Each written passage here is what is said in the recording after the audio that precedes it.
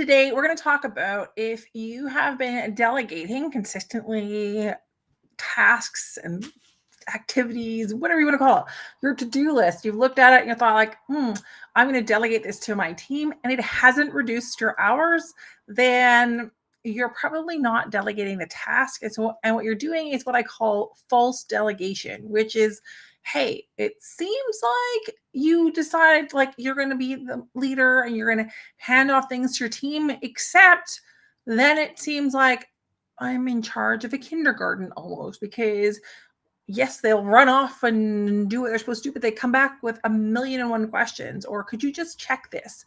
And your Slack might be pinging like 24/7, going like, when can my team just take ownership and do what has been asked of them and really bring back and be proactive in what they're doing? Now, this is something that is a conversation quite regularly within our accelerator, which is my signature 6-month group mentorship program for women in senior leadership. So if you're interested in finding out more of that, I've got 5 spots open this month.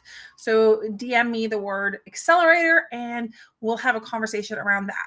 But let's get into today's topic about delegation and how you can make it stick and work. And this is helped one of my clients, and we talked about it in our last coaching call last week, and she was talking about how in 4 months' time, so we've been working together for 4 months now, she has gone from doing 10, 14 and longer days, plus working even throughout her weekend, to finally she's like, I am so happy I have got my time back. I am now working more like a consistent 8 to 5. And no, she didn't change jobs, and no, she didn't work harder, but she has learned the key secrets to being very effective at delegating.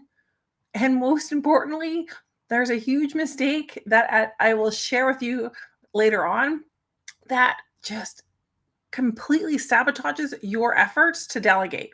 All right, so let's dive into that today, because I'm going to talk about one mistake, but like I said, the big mistake I'll share in a bit because it needs some context. So one of the things I see is that we tend to, and trust me, I made this mistake early on in my career when I was leading my team for the first time, is I would give them a task, like create this report or like, could you create this report and bring it back?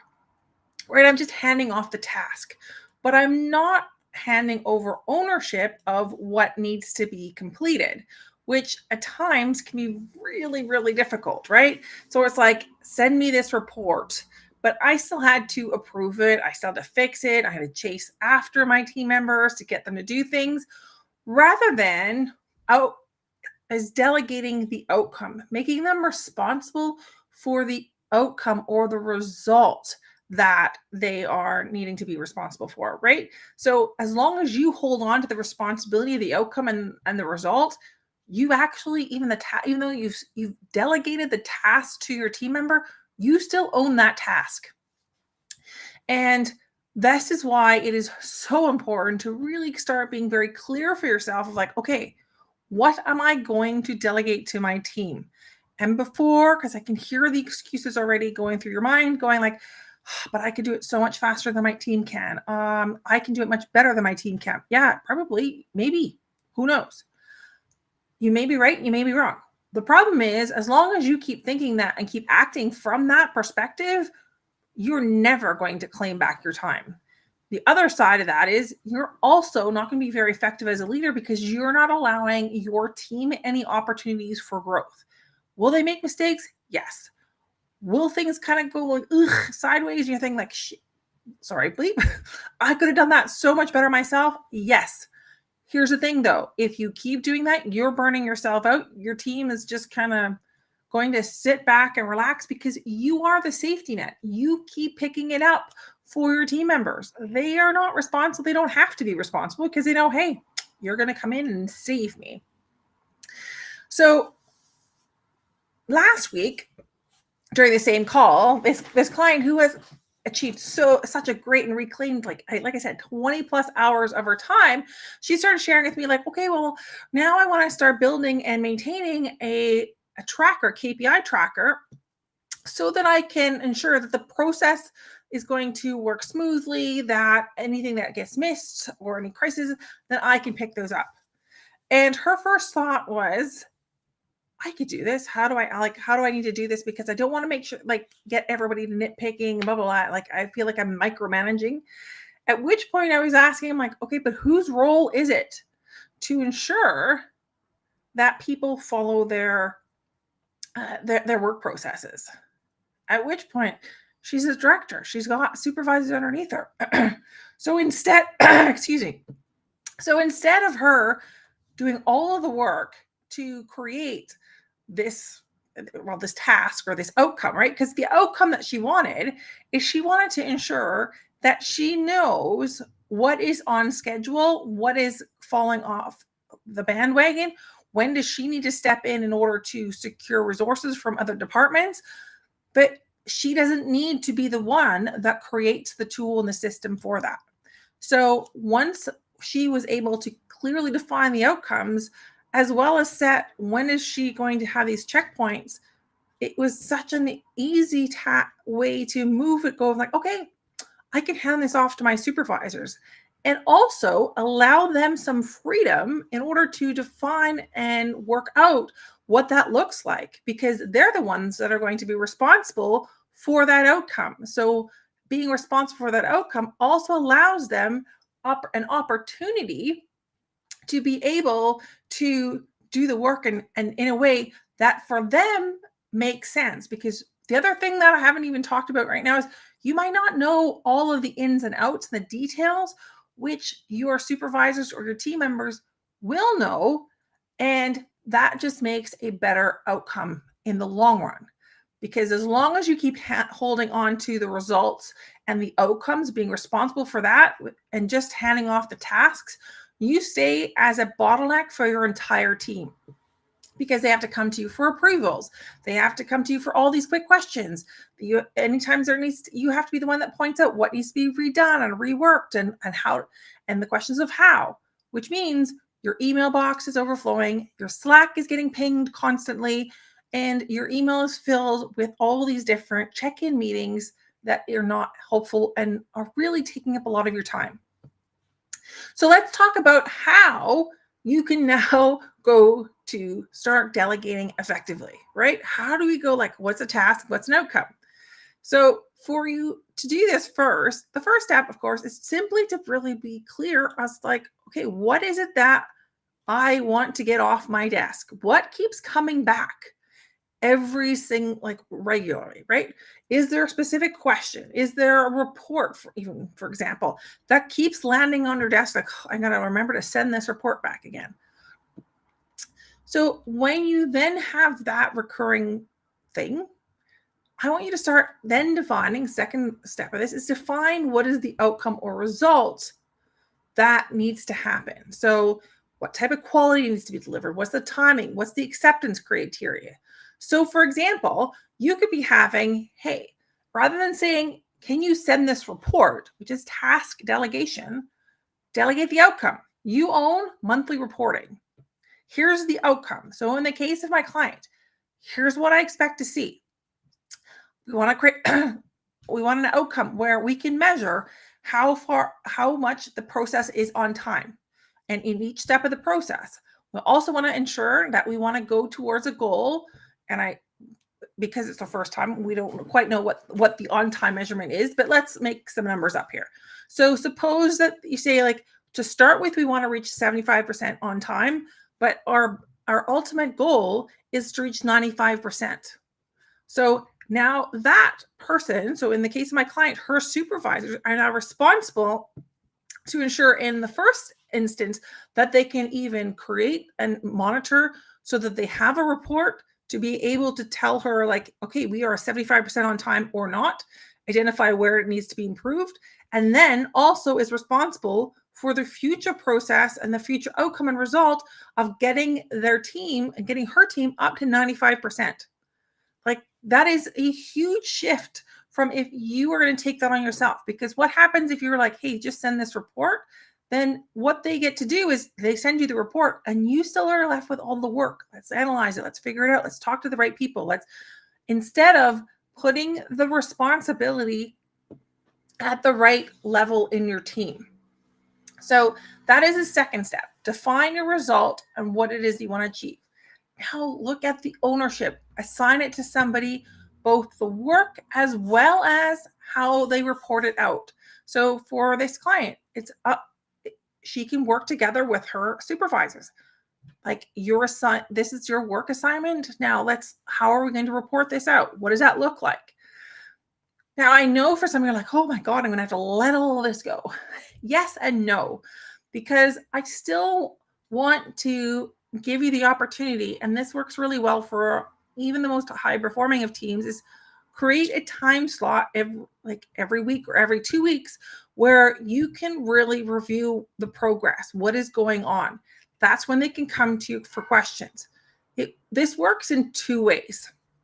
One, there is some element of forcing them to sink or swim, right? Because if you're saying like, okay, well, you're not coming to me every minute, every time you have a question, every time there's something up, you send me a Slack message. However, we're going to review this every Friday at 12 o'clock. That means that if something happens on Monday, unless it's like a burning crisis, of course, then they should come to you.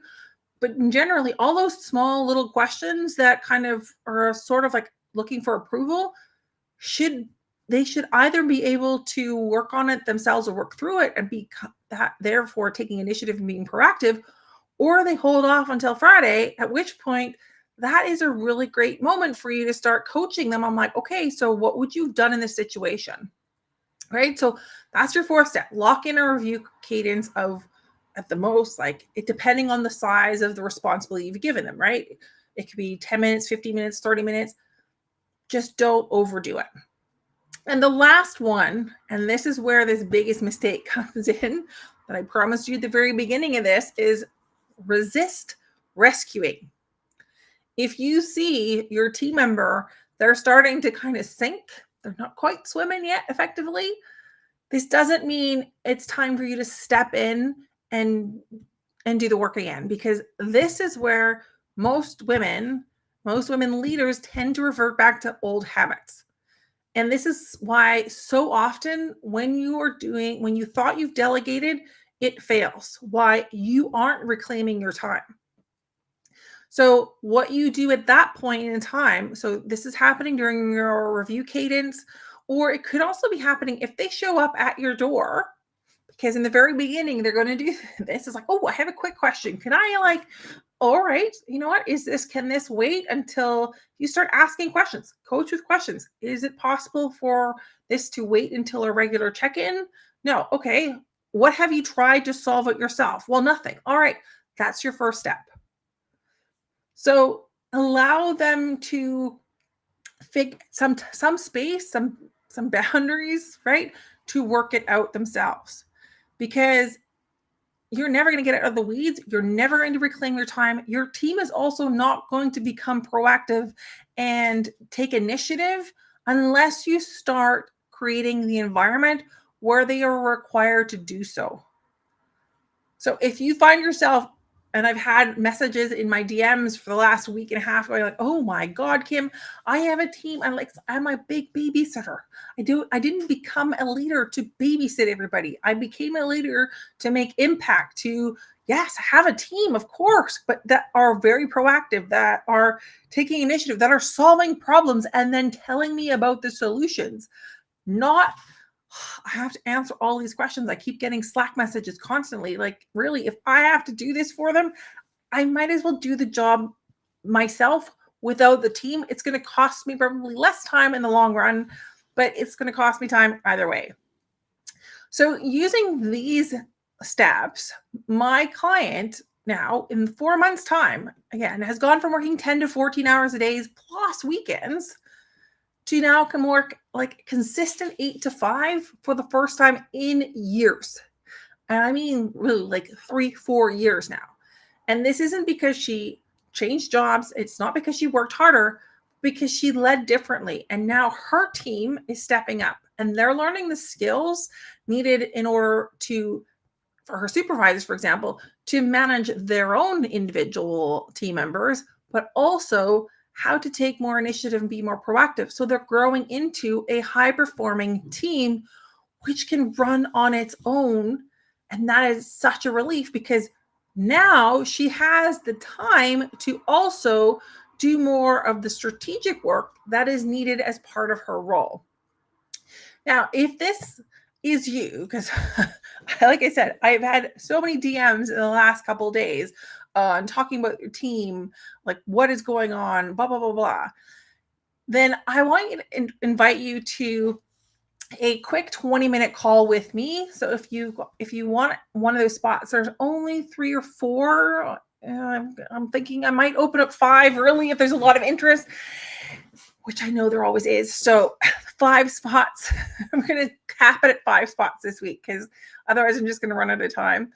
I want you to DM me the word call, CALL, and I'm going to help you map out your plan in order to engineer how you can get to the outcome of having delegation being a successful implementation in your team so that you can also reclaim back your time.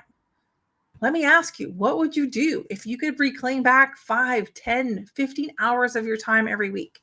Because I would seriously love to see you do that, and I'd love to help you with that. So if you're interested in that, DM me, call. And of course, like I shared at the beginning, all of this, these types of training, this support happens inside of my signature 6-month program, 6-month group mentorship program for women in senior leadership. There are 5 spots available for that this month in September. So if this is something you're interested in and you want to grab one of those spots because they are going to fill up, then I want you to DM me Accelerate, and I will talk to you also, and we'll book a quick call. We can talk about that accelerate, what the accelerator is like, what it looks like for you to go from just like, as I can imagine, possibly an overwhelmed, exhausted leader who is really looking for ways to improve her team performance, but also giving her yourself the space in order to become more effective and lead with more impact. Now, again, if that's you, DM me word accelerator, and we'll talk to you soon. Have a great day.